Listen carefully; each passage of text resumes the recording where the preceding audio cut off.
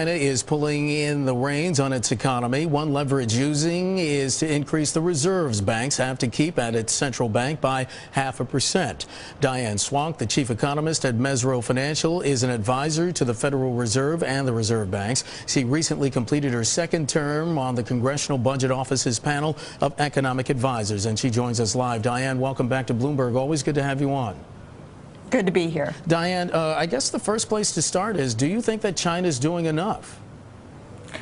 No. I mean, that's the easy answer. Of course they're not doing enough, otherwise inflation wouldn't be so out of control. And the bottom line is it sort of underscores how really the flaws that China has in not having a more market-oriented currency, but that's only one piece of it. They've got to also stimulate their own domestic demand so they can become more self-sustaining. They can't rely on the rest of the world. They're just too big to expect the rest of the world to support them now. Being the second largest economy in the world, but one of the poorest, is a very difficult position for China to be in. Diane, we broached that question, or Sarah Eisen did, when she interviewed Philly Fed Bank President Charles Plosser in Washington yesterday. I want to play some of what Mr. Plosser said, and then we'll get your reaction.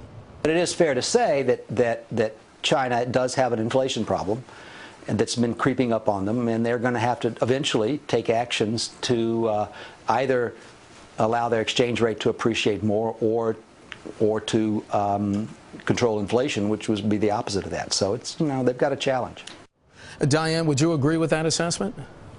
Absolutely. Charlie's hit the nail on the head. Is they're probably going to have to allow their exchange rate to appreciate. And part of the thing is that they don't want to do it looking like they're doing it in response to criticisms by the U.S., but they're going to have to do it for their own internal reasons. And that's why it's going to be done ultimately. I think you're going to see a combination of an appreciation in their currency and some reining in of their own bank credit. But at the end of the day, they've got to start really relooking at their economy. We've got our own warts in the U.S. We've got our own flaws. Bernanke laid out we need to be a more investment-oriented, export-oriented economy, but implicitly that says we're just not going to be the Atlas holding up the rest of the world, most notably China, forever. And speaking of Chairman Bernanke, he was in Frankfurt, Germany today, and he did take a shot at China. He criticized their weak currency policy. Was that fair?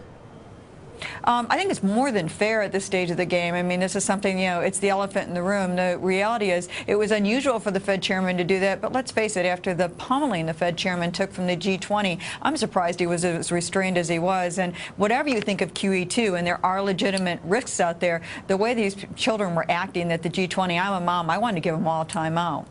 Can we assume then that the next move in China is inevitably going to be on rates?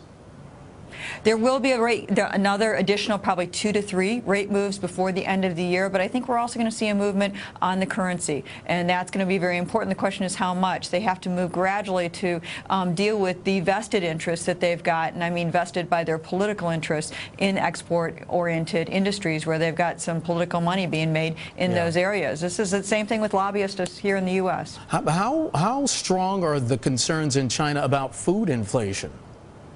Those have got to be huge concerns. One of China's biggest issues is that, remember, it was a lot of inflation that led to the Tiananmen Square incident. The Chinese public are more than willing to tolerate their government the way it is as long as their middle class keeps growing and people keep getting improvements in their standard of living. When you start eroding that and people can't be fed, you get a lot of backlash, and that's a lot of people to try to control, and that's something that China wants to avoid at all costs. Is China going through this, through the banks, to try to avoid a bubble at this point?